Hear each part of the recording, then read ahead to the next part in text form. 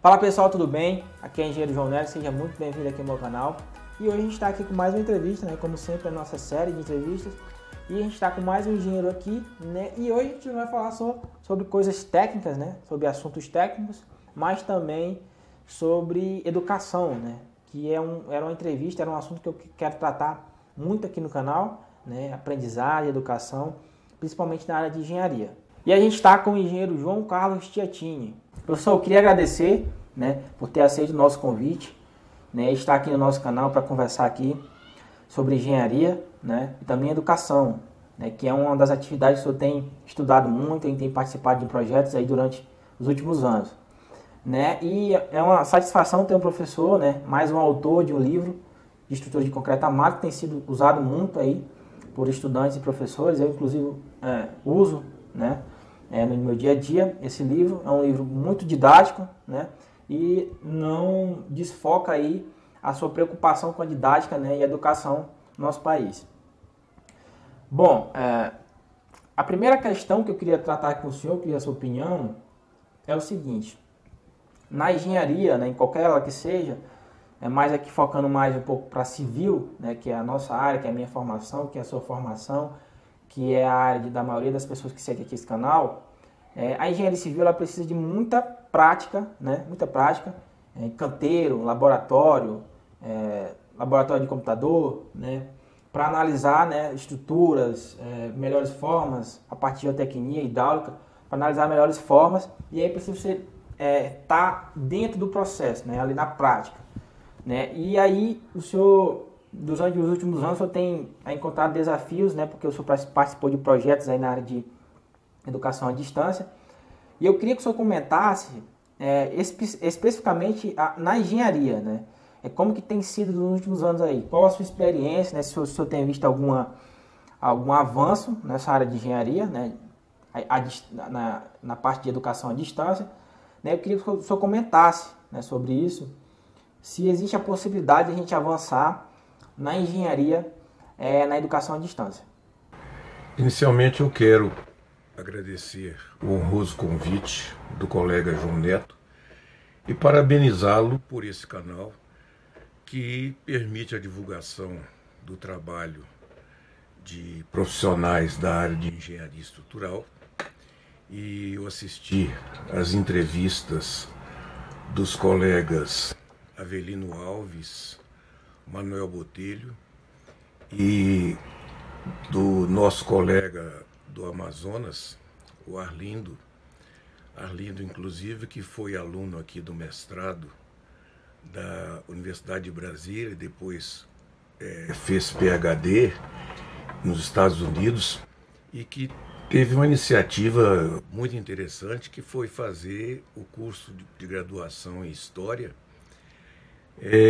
na Universidade Federal do Amazonas, onde ele foi, inclusive, aluno da minha filha, Joana Clímaco, e do meu genro, Glauber Biaso. Eu falo que eu sinto uma inveja boa de pessoas que têm essa ousadia de fazer uma graduação depois de um PhD, que isso é uma coisa que engrandece muito a pessoa do ponto de vista de conhecimento, e isso eu parabenizo o Arlindo por essa iniciativa. A primeira pergunta que foi feita pelo João é muito interessante, porque a engenharia estrutural foi a primeira, talvez no Brasil, e não só no Brasil, de utilizar recursos computacionais para projetos com os programas da IBM, Stress e Strudel, para resolver problemas mais complexos de estruturas. No entanto, infelizmente não avançou muito na área educacional. E hoje a gente sabe, por exemplo, que a modelagem de estruturas, principalmente estruturas mais complexas, ela é praticamente toda feita com computação. e que permite que os engenheiros e inclusive os estudantes tenham muito mais facilidade para desenvolver os seus projetos. Agora, na área educacional, eu me aposentei na Universidade de Brasília após 40 anos como professor na área de estrutura de concreto armado, mas eu fui também 6 anos, até 2014 eu fui diretor de educação à distância da CAPES. E depois fiquei mais 2 anos como consultor num programa chamado Proengenharia, cujo objetivo principal era trabalhar com inovações das tecnologias de informação e comunicação para aplicar exatamente nessas questões ligadas aos cursos de engenharia civil e outras áreas de engenharia, para melhorar os cursos de engenharia, principalmente na graduação. E hoje eu acho que a gente tem todas as condições, porque veja bem, se a gente for pensar na época do telefone celular, do computador, da internet, do iPad, hoje é muito difícil para um estudante suportar 2 horas de aula, vamos falar no popular, no sistema cuspigis. Então existe hoje muito material bom que pode ser utilizado para minimizar não só o tempo do professor, mas o tempo do aluno também, de forma que muita coisa pode ser modelada nas aulas, por exemplo, de engenharia estrutural, nas aulas de materiais, etc., que possa ser muito mais atraente para o estudante e torná-lo participante do processo de ensino-aprendizagem, de forma que ele também contribua nesse processo e não seja um mero espectador. Já há muita coisa boa, por exemplo, na física, na matemática, na química, a engenharia elétrica já avançou muito mais que a engenharia estrutural nesse ponto. Pela CAPES, por exemplo, eu vi exemplos muito bons nisso aí. E eu acho que é um desafio para nós como professores, mas também colocar os estudantes participando nisso. Na área de robótica, por exemplo, tem coisas excelentes sendo feitas. Agora, eu acho que os professores, eles devem se desafiar e colocar os estudantes para participar disso. E essa pergunta, viu, João? Eu acho que essa pergunta coloca para os professores, eu sei que você vai fazer doutorado com o professor Túlio Bittencourt lá na USP, e o professor Túlio Bittencourt, ele tem, com o professor Noronha, ele tem um grupo lá muito bom trabalhando com isso. Professor, me impressionei com o seu livro Estrutura de Concreto Armado. Eu confesso que quando eu tive o primeiro contato com o livro, eu fiquei muito impressionado com a sua preocupação na didática, de passar aquele conhecimento ali, de estrutura de concreto, de forma bem prática, de didática, passo a passo. E eu queria saber do senhor se quando o senhor estava estudando estrutura de concreto armado, o senhor tinha dificuldade em encontrar bibliografias ali didáticas, que eu vejo que o senhor tem muita preocupação com essa parte de educação, com essa parte de aprendizagem. Eu queria saber se o senhor tinha dificuldade em encontrar materiais quando o senhor estava estudando e qual a motivação que o senhor teve em escrever mais um livro de estudo de concreto armado.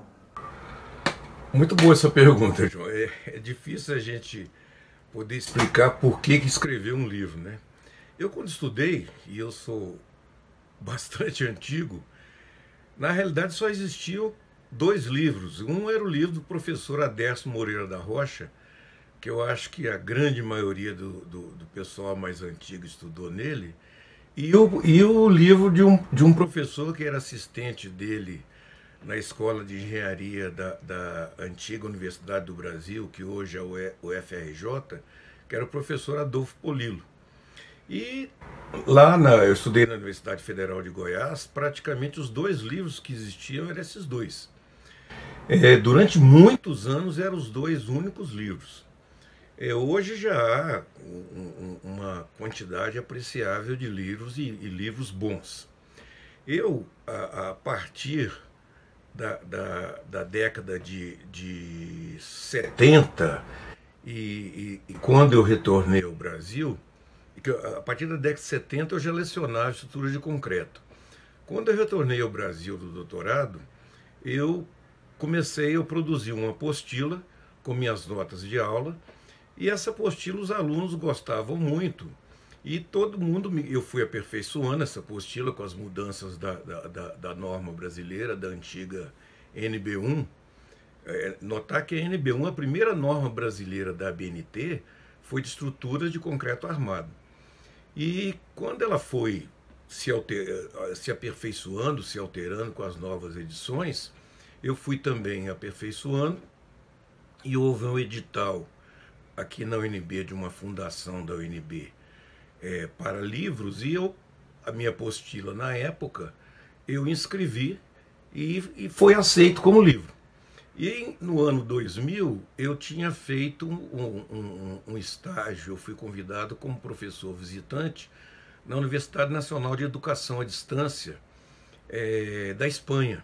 Eu tinha alguns contatos, tinha amizades lá, e eu passei 4 meses lá em contato com o pessoal que escrevia para a educação à distância. Então eu tive a oportunidade de ver como escrever de uma forma mais didática, pensando mais no aluno.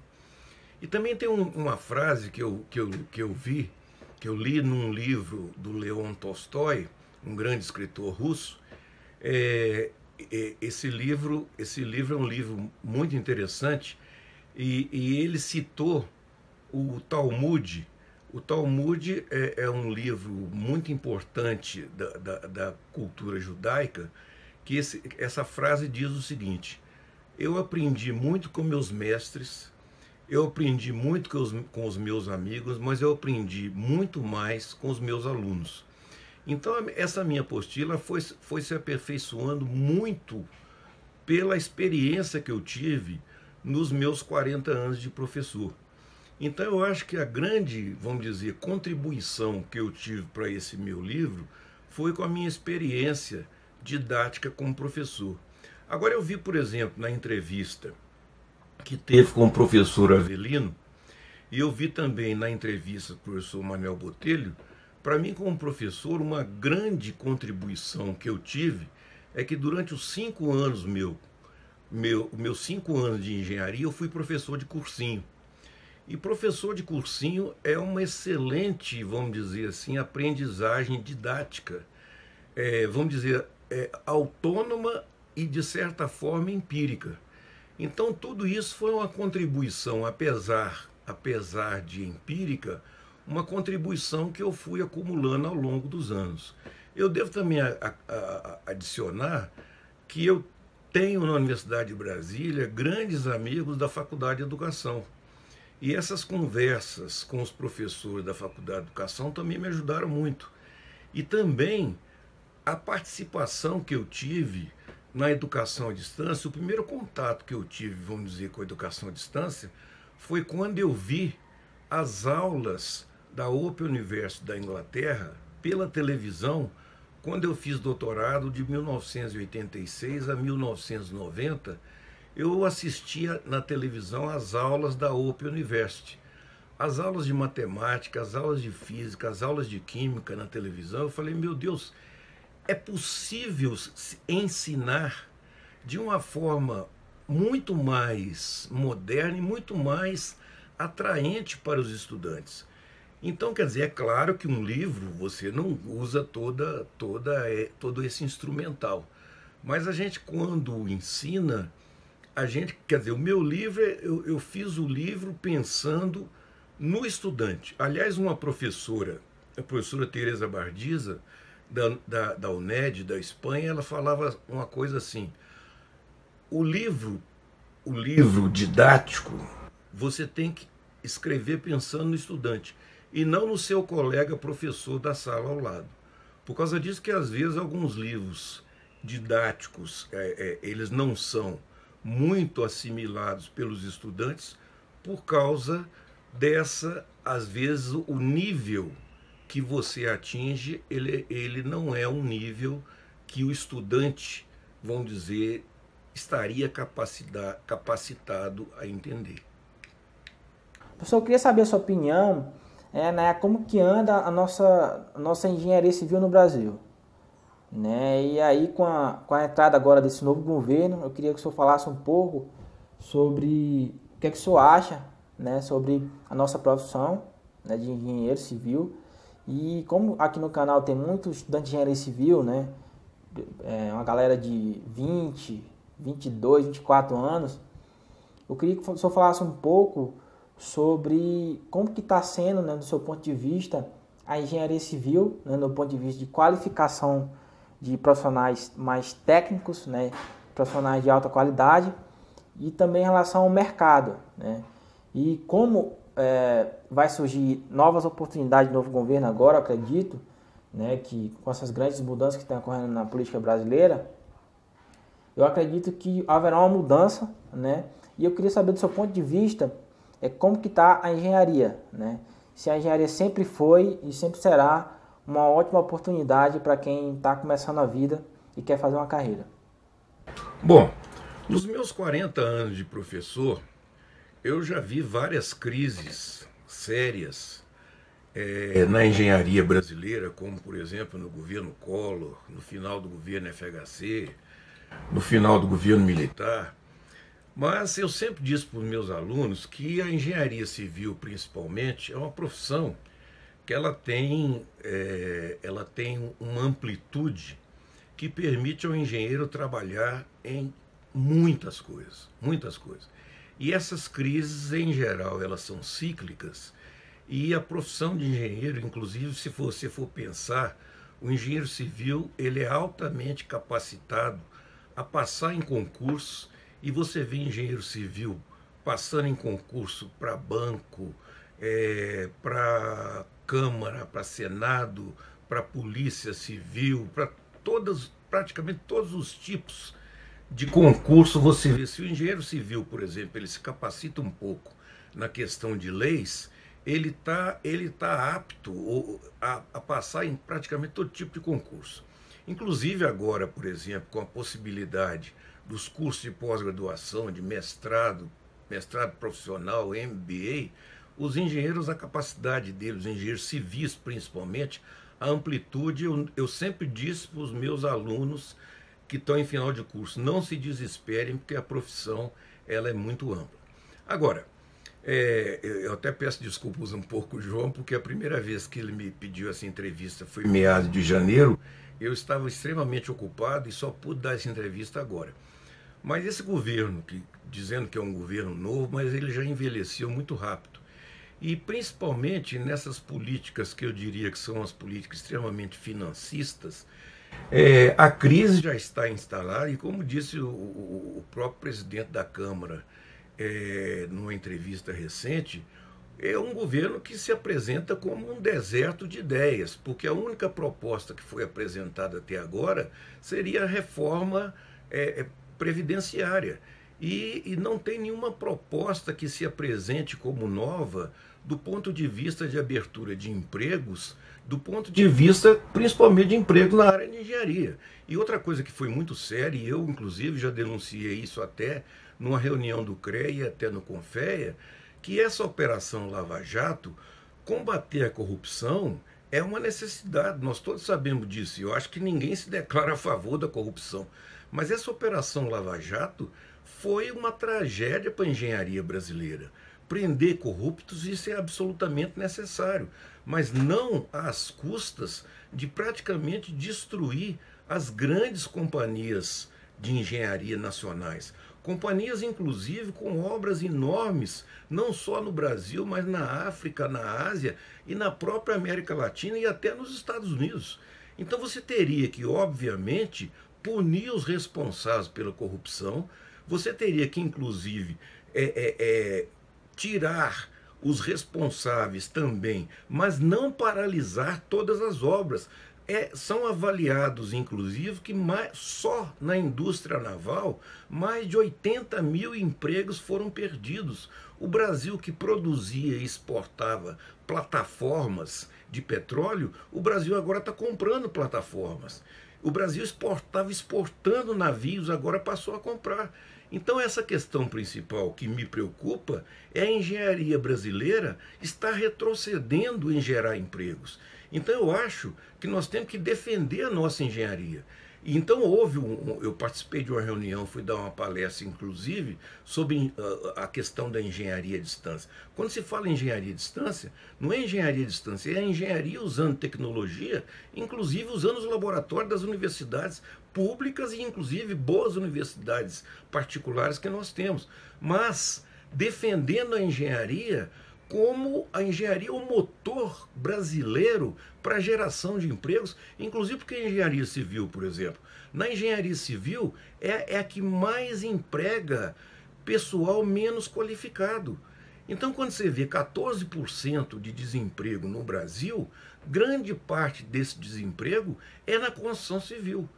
Agora, eu continuo afirmando, nós temos capacidade a curto prazo de gerar empregos, e eu falo para os novos engenheiros, não é o caso de ficar desesperado, porque havendo uma plataforma, principalmente na construção, de você, uma política, o Brasil tem um déficit habitacional enorme. Se for investido em política habitacional, vai haver geração de empregos e outra coisa, saneamento. A questão do saneamento no Brasil, nas grandes cidades e também nas pequenas, é uma questão urgente que deve ser trabalhada. Professor, poucas vezes eu tive a oportunidade de conversar com profissionais que já tiveram a experiência de estudar no exterior, né? Inclusive eu fiz uma entrevista aqui no canal com o professor Arlindo Lopes, né? Arlindo Pires Lopes. Eu vou deixar o link aqui no card, aqui em cima, ou então aqui embaixo, né? Para quem tiver interesse de dar uma olhada. E eu queria saber em relação a essa questão de estudar no exterior, né? Como que o senhor tem visto o apoio do Brasil, né? Do Ministério da Educação, né? Em relação a isso?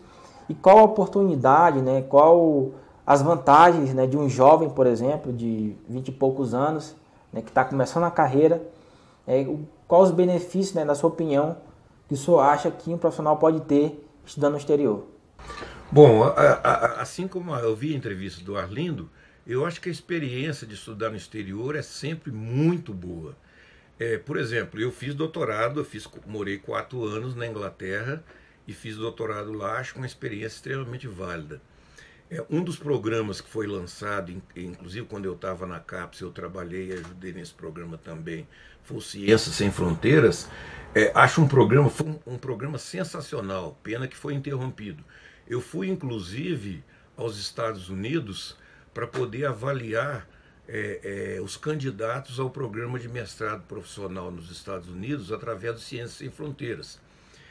Eu avaliei depois estudantes que tinham retornado ao Brasil de graduação do Ciências Sem Fronteiras. Todos eles, a esmagadora maioria, a experiência foi considerada sensacional. Interessante, porque quando se perguntava aos estudantes qual era a maior diferença do ensino lá para o ensino aqui, eles falavam, olha, a maior diferença é que lá a gente tem menos aula do que aqui, mas estuda mais. Eles falavam o seguinte, que a máxima carga horária em sala de aula que eles tinham lá era 20 horas aula. Aqui no Brasil a gente vê cursos que o estudante tem 30, 40 horas aula por semana, o que é uma coisa altamente condenável, principalmente, como eu citei antes, com os meios de comunicação, com as tecnologias que nós temos hoje. Agora, eu não acho que vale a pena fazer graduação no exterior hoje em dia, inclusive por causa do preço. Agora, eu acho que os cursos de graduação no Brasil deveriam ser mais curtos. Quando eu comecei a dar aula na UNB, um bom aluno fazia graduação em 4 anos, inclusive no período de verão. Mas acontece que a carga horária era menor. Eu acho que hoje, até por exigência do MEC, nenhum curso de engenharia pode durar menos de 5 anos. Eu acho isso uma verdadeira aberração. E, inclusive, eu participei, por causa disso até que eu demorei, até escrevi isso para o João Neto. Eu estou numa comissão da UNB estudando isso, que a gente tem que trabalhar para diminuir essa carga horária, inclusive discutindo isso, não só na engenharia.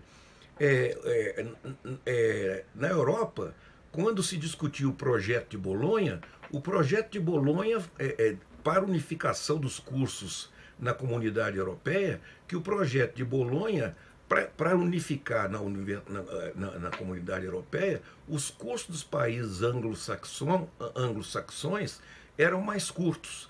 E nos países latinos, que é a nossa herança, os países latinos, os cursos eram mais longos.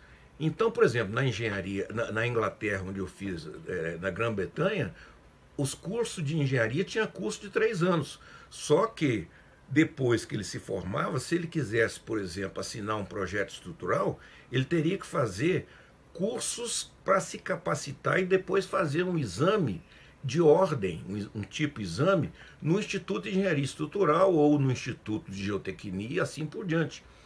E aí ele seria acompanhado por um engenheiro sênior. A mesma coisa na Alemanha, a mesma coisa na Suécia. Hoje, tem no processo de Bolonha, nenhum curso da Europa, a não ser medicina, curso superior, pode ter duração mais do que 4 anos. Então, aqui no Brasil, como é que pode, por exemplo, psicologia 5 anos, engenharia 5 anos, então, e outros cursos, odontologia 5 anos. Então, eu acho isso uma verdadeira aberração. Agora, nós temos que discutir isso com os nossos conselhos, com o CONFEA, com os conselhos de outras categorias.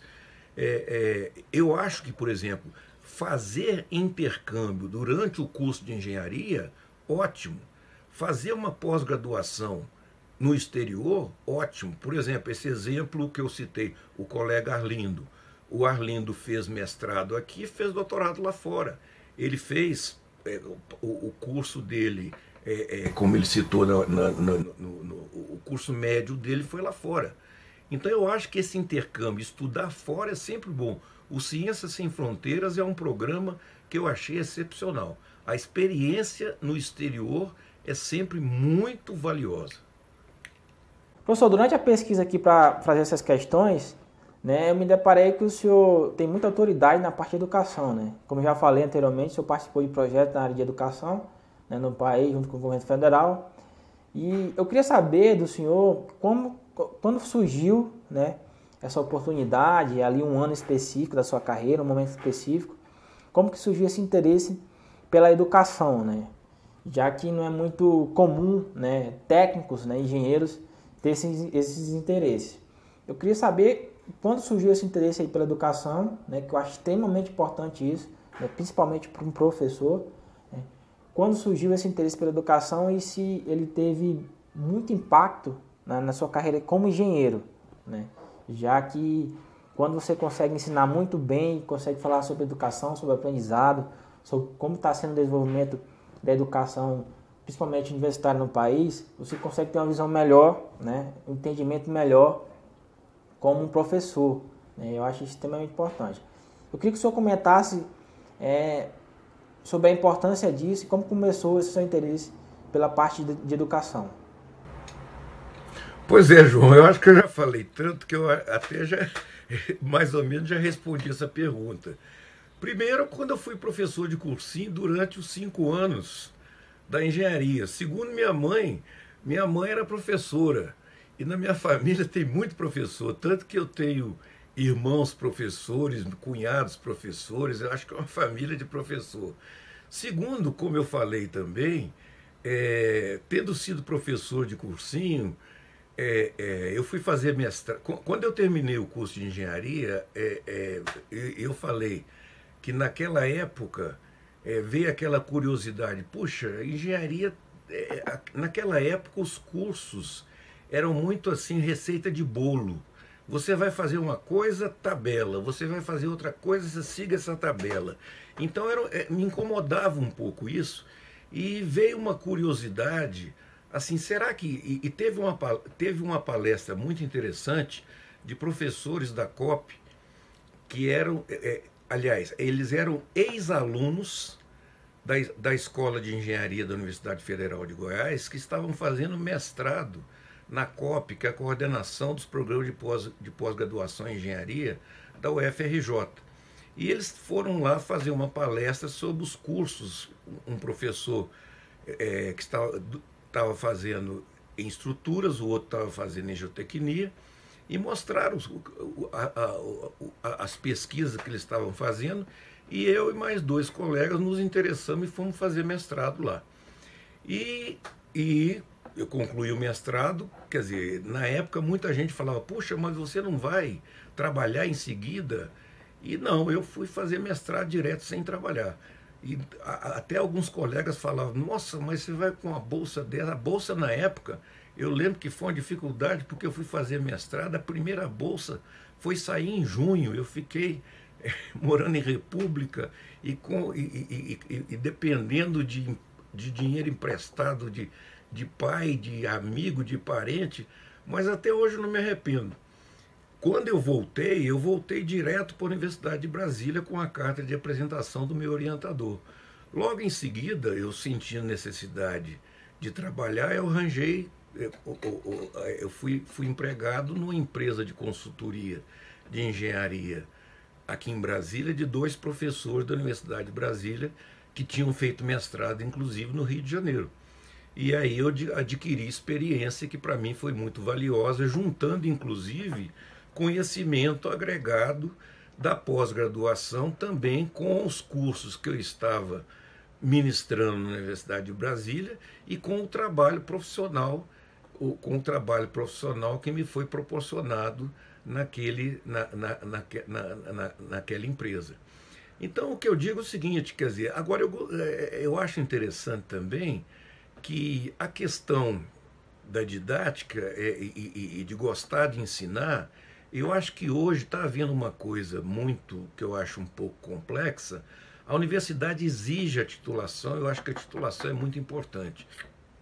Mas também eu acho que não se pode dissociar a titulação do mercado de trabalho. Eu acho que os professores também têm que buscar uma interação com o que está sendo feito no mercado de trabalho, seja na construção, seja nos processos de cálculo de estruturas, ou qualquer outra área da engenharia civil, ou qualquer outra área da profissão. Eu acho que o professor não pode ter medo da empresa e vice-versa. Eu acho que essa interação, como acontece nos países desenvolvidos, essa interação ela é proveitosa para todos.